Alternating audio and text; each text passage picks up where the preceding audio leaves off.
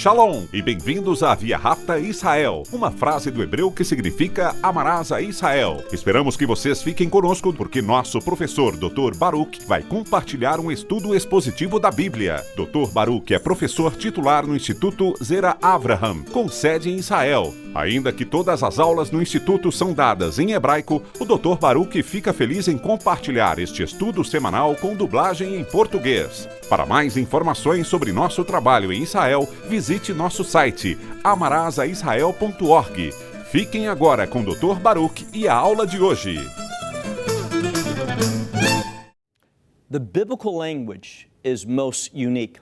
A linguagem bíblica é bastante específica. Às vezes, a palavra que é traduzida em nossa Bíblia como livro, literalmente refere-se a um pergaminho. A palavra bíblica para pergaminho tem uma característica, porque é chamada de miglah, cuja raiz está na palavra rolar ou revelar. O que vamos encontrar neste capítulo 5 do Apocalipse é que há um pergaminho que deve ser aberto para que a verdade possa ser revelada. Esse pergaminho todo tem um propósito de revelar a verdade sobre o estabelecimento de Deus.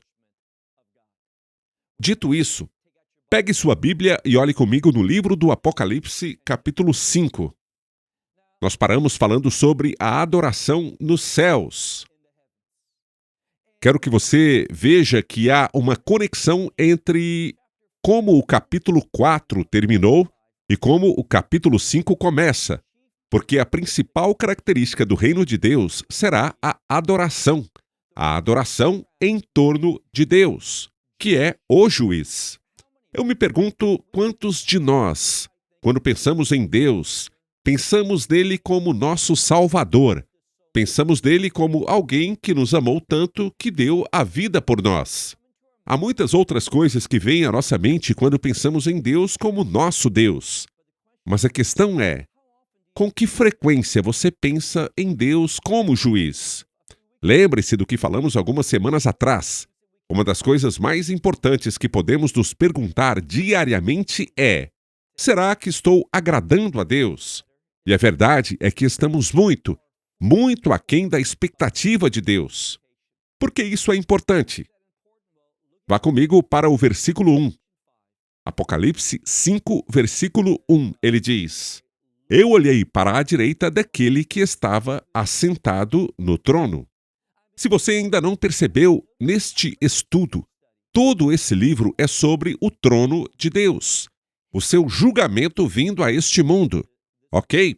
Então João está falando e diz: Eu vi na mão direita daquele que estava assentado no trono um livro, ou um pergaminho, e estava escrito por dentro e por fora. Isso deveria chamar a nossa atenção para uma coisa. Vou repetir. Se você conhece bem a Bíblia, você se lembrará de que as tábuas de Deus que contêm os 10 mandamentos, o Aser HaDibro, que também foram escritas da mesma maneira. O que os mandamentos de Deus revelam? Bem, aqui está algo que não ouvimos com muita frequência nas igrejas. Os mandamentos de Deus revelam o caráter de Deus. Isso quer dizer o seguinte: os mandamentos de Deus revelam como Deus viveria se ele se tornasse um homem. É por isso que vemos em todos os evangelhos como os líderes religiosos estavam sempre tentando dizer que o Messias pecou. Ou seja, ele não era Emanuel, Deus conosco, pois se ele pecou, ele não refletiu os mandamentos de Deus, isto é, o caráter de Deus. Contudo, o que eu quero que você veja aqui é que há um pergaminho e este pergaminho aqui no versículo 1 está ligado ao que vemos a respeito das tábuas de Deus. Porque em ambos os casos, estamos falando sobre o que é sobrenatural e o que está conectado de forma sobrenatural ao caráter de Deus. Este pergaminho sobre o qual vamos falar está todo ligado ao reino de Deus. Olhe novamente para o versículo 1. Vi no lado direito, ou na mão direita daquele que estava assentado no trono, um pergaminho escrito tanto por dentro quanto por fora. Em outras palavras, de ambos os lados, e também estava selado. Quando penso nisso, um pergaminho sendo selado. Sabe o que me vem à mente? O livro de Daniel, porque Daniel também recebeu uma profecia. Você deve se lembrar que no capítulo 10, Daniel ficou doente tentando descobrir qual era a mensagem desta profecia.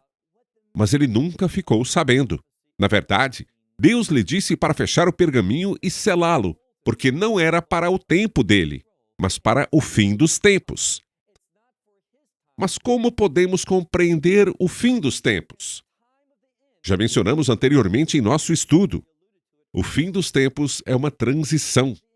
Uma transição desta era para a era vindoura, o reino. Este livro que vamos estudar em Apocalipse 5, o pergaminho vai revelar todas as coisas que devem acontecer e acontecerão, para que finalmente esse reino não apenas venha, mas venha para se estabelecer por todo o sempre. Então lemos no versículo 1 que não apenas foi escrito por dentro e por fora, mas foi selado com 7 selos. Esses selos o fecham, prendendo-o. Assim ele fica trancado. Quanto ao número 7, veremos que esse número aparece com muita frequência no livro do Apocalipse e fala sobre uma das principais características do reino, que é a santidade, a santificação. Então ele está selado. Versículo 2. Vi também um anjo. Aqui ele usa um adjetivo para descrever este anjo. Um anjo forte, que é único, aparentemente mais forte do que o seu anjo comum. Ele estava clamando com grande voz. Ele foi encarregado de fazer uma pergunta. Quem é digno de abrir este pergaminho e de romper os seus selos? Em outras palavras, se este pergaminho está ligado ao reino de Deus, ele deve ser aberto e lido. E conforme é lido, essas coisas acontecem, passam a existir. Veja, é muito semelhante ao que os rabinos ensinam. Quando você pensa no reino de Deus, o que vem à sua mente? Se você fosse um rabino formado, uma das coisas que poderia vir à sua mente é a segunda criação. Quando você olha para diferentes passagens, por exemplo, em Zacarias capítulo 12, versículos 1 e 2, quando fala sobre a redenção, fala dela como uma recriação dos céus e da terra, como se houvesse um novo céu e uma nova terra. Espero que isso soe familiar. Falaremos mais sobre isso no final do livro do Apocalipse. Então, nesta passagem da Escritura, vemos que há uma representação de um pergaminho que, somente quando é lido. Agora, do que estamos falando? Bem, quando Deus criou os céus e a terra, quando você olha para o livro do Gênesis, capítulo 1, o Espírito de Deus estava se movendo sobre a face das águas. E Deus começou a fazer algo. Por exemplo, ele disse, vai rir, ou que haja luz. E se você prosseguir e olhar cuidadosamente, verá que Deus falou, e 10 coisas passaram a existir. E à medida que ele falava, essas coisas se tornavam realidade. O que vemos em Apocalipse 5 é isso.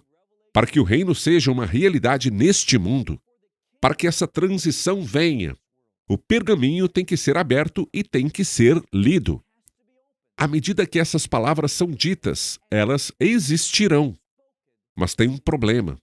Olhe novamente para o versículo 2 sobre este anjo forte. Ele é encarregado de perguntar: quem é digno de abrir o pergaminho e de romper os seus selos? O que acontece? Versículo 3. E não havia ninguém, nem no céu, nem na terra, nem debaixo da terra, que podia abrir este selo. Ou sequer o quê? Ou sequer olhar para ele. Este é um ponto que quero que analisemos. Se depender do homem, não importa de qual homem estamos falando, nenhum é digno, nenhum merece. Essa é outra maneira de entendermos a palavra bíblica para digno. Não há ninguém que mereça. ninguém a quem se possa dar o privilégio de abrir esses selos, de revelar a mensagem deste pergaminho, para que o que esteja escrito ali possa se tornar realidade. Isso quer dizer o seguinte: o ser humano, entregue a si próprio, está completamente sem esperança. O reino de Deus está fora do alcance. O trono de Deus não se manifestará aqui, deixados a nós mesmos. Não conheceremos justiça, retidão, verdade, nem seus planos e propósitos. Mas o que veremos aqui? Embora não haja ninguém nos céus, na terra ou debaixo da terra que seja digno de ler e abrir este selo, há alguém que é. Quem é essa pessoa? Já estamos chegando lá. Vamos comigo para o versículo 4. João está passando por isso. Lembre-se, nem toda a igreja é o reino dos céus agora. Este é um dos problemas apresentados em Apocalipse 4, versículo 1. O arrebatamento já ocorreu. E quem é o único que está sendo mencionado aqui neste livro, no capítulo 4, agora o capítulo 5? É João. E aqueles que estão nos lugares celestiais, como as 4 criaturas, como os 24 anciãos, como certos anjos especiais, mas em nenhum momento vemos o corpo do Messias. Não estamos falando sobre uma grande multidão de toda tribo, língua, povo e nação. Não vemos isso no capítulo 4. Não vemos isso nos céus do capítulo 5. Quando João descobriu que não havia ninguém, nenhum anjo, nem mesmo este anjo forte, ninguém na terra, ninguém que tivesse morrido antes, ninguém que fosse capaz de abrir este selo e até mesmo olhar para ele, o que ele fez? Veja o versículo 4, ele diz: Eu chorava muito, porque não havia ninguém, nenhum homem digno de abrir o livro e lê-lo, nem, e esta é a segunda vez, nem de olhar para ele. Então, deixados a nós mesmos, estamos perdidos. Versículo 5. Então um dos anciãos me disse, ele disse, não chore, eis que o leão venceu. Agora, observe que diz um dos anciãos. Não sabemos qual deles, pois são 24. Mas por causa do que vamos ler, isso é apenas uma especulação sobre o que estou dizendo, em parte. Eu acredito que poderia ser Judá. Por que eu digo isso? Porque lemos aqui, ele diz, eis que o leão venceu. De onde?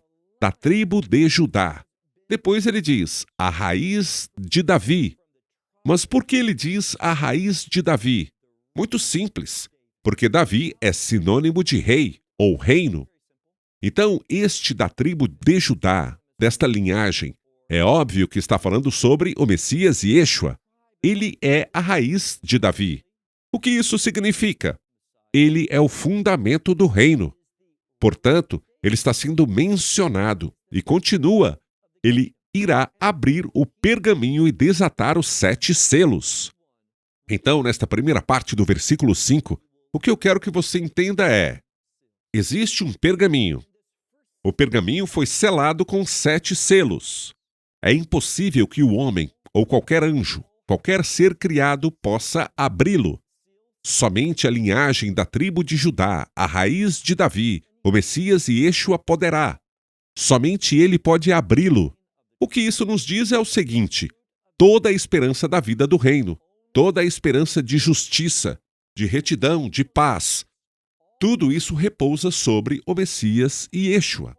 Se você não o conhece, se você não o experimentou, se você não está interessado em conhecê-lo, ficar íntimo dele, segui-lo, servi-lo, então você é como todos os outros da humanidade aqui, sem esperança. Porque ele é a única fonte que pode trazer essa mudança do reino ao mundo e também em sua vida. Bem, vamos prosseguir para o versículo 6. Ele diz: Olhei e eis que no centro do trono e das 4 criaturas, e entre os anciãos, havia um cordeiro. É muito importante que compreendamos o termo cordeiro. Existem algumas palavras bíblicas diferentes que podemos usar para cordeiro. A palavra usada aqui sempre se refere ao Cordeiro Pascal. Qual a importância disso?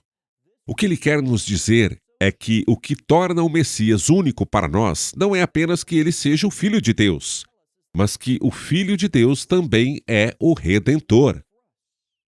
Ou seja, foi ele quem fez a obra da redenção.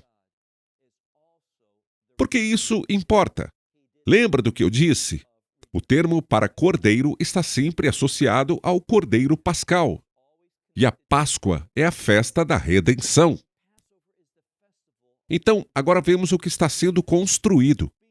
Há uma conexão teológica e bíblica entre o reino e a redenção. Sem experimentar a redenção, você não experimentará o reino. Uma experiência redentora traz uma experiência do reino. Então, mais uma vez, versículo 6. Olhei e eis que no centro do trono e das 4 criaturas, e entre os anciãos, havia um cordeiro, e ele estava em pé. Como assim? Parecia ter estado morto. Então agora fala sobre a mesma palavra se referindo ao cordeiro da Páscoa que foi morto. Continuando, ele tinha 7 chifres e 7 olhos. Os chifres, na Escritura, se referem à salvação. Por que eu digo isso? Você deve se lembrar que há algum tempo eu mencionei sobre trombetas, que havia 2 tipos de trombetas. Vimos uma trombeta antes no livro do Apocalipse. Eu fiz um comentário de que, quando João foi levado aos céus para receber esta visão, houve um som de trombeta. Essa trombeta tinha o propósito de anunciar. Era como aquelas trombetas de prata sobre as quais lemos no livro de Números capítulo 10. Mas há um segundo tipo de trombeta, não feita de prata, mas feita do chifre de um certo tipo de animal. Esses chifres são conhecidos, e quando são transformados em trombetas, eles são chamados de shofar. A palavra shofar vem da palavra hebraica que significa melhorar. Não apenas ficar melhor, mas trazer uma mudança e melhoria à luz dos planos e propósitos de Deus, de seu caráter. Então aqui o que compreendemos é isso. São mencionados 7 chifres. E também fala sobre a experiência da salvação que leva à perfeição. É isso que a salvação vai trazer. É por isso que, quando o arrebatamento acontecer, o que veremos nas próximas semanas no livro do Apocalipse, onde estará o arrebatamento, será um chifre de carneiro. Não do tipo de trombeta de prata, mas um chifre de carneiro que o anuncia. Por quê? Porque o chifre de carneiro fala sobre o que Deus providenciou para que haja uma melhoria perfeita em nossa vida, uma mudança no reino. E que mudança é essa? O Messias. É por isso que o chifre está sendo relacionado a ele nesta passagem. Continuando, vamos para a segunda parte do versículo 6. E ele tinha 7 chifres e 7 olhos. Olhos aqui significam inteligência. E 7 é o número da perfeição. Ele sabe de todas as coisas. Então, aquele que nos redimiu não realizou a redenção com base em algum conhecimento insuficiente. Ele sabia de todas as coisas. Finalmente, concluímos este versículo dizendo também que eles são os 7 Espíritos de Deus. Esses 7 Espíritos estão sendo enviados. Observe aqui, por toda a terra. Versículo 7. E ele veio e recebeu, referindo-se ao Messias e Yeshua, esta linhagem vitoriosa da tribo de Judá, esta raiz de Davi, este cordeiro que foi morto. Diz nesta passagem que ele veio e recebeu este pergaminho da mão direita daquele que estava assentado no trono. E quando ele tomou este pergaminho, o que acontece? Versículo 8, na metade. E eles prostraram-se diante do cordeiro. Quem? As 4 criaturas e os 24 anciãos. O que essa imagem quer dizer? A adoração. O que vemos aqui, preste bastante atenção, é este cordeiro vindo diante do Pai Celestial e tomando-o, mostrando o quê? Mostrando sua divindade. que Ele é único. É por isso que falamos antes que Ele é o soberano sobre toda a criação. De fato, Ele não foi criado. O livro de Colossenses, capítulo 1, nos diz que Ele criou todas as coisas e para Ele todas as coisas foram criadas. Agora, da mesma forma que Ele foi o Senhor da primeira criação, o que estamos revelando aqui é que Ele é a chave na segunda criação. E como entendemos a segunda criação? A redenção. Então os anciãos se prostraram diante do Cordeiro. Essas 4 criaturas se prostraram diante do Cordeiro. Prosseguindo, cada homem tinha em sua mão um chifre. Eles também tinham uma harpa e eles também tinham algumas taças de ouro, que estavam cheias de quê? Estavam cheias de incenso.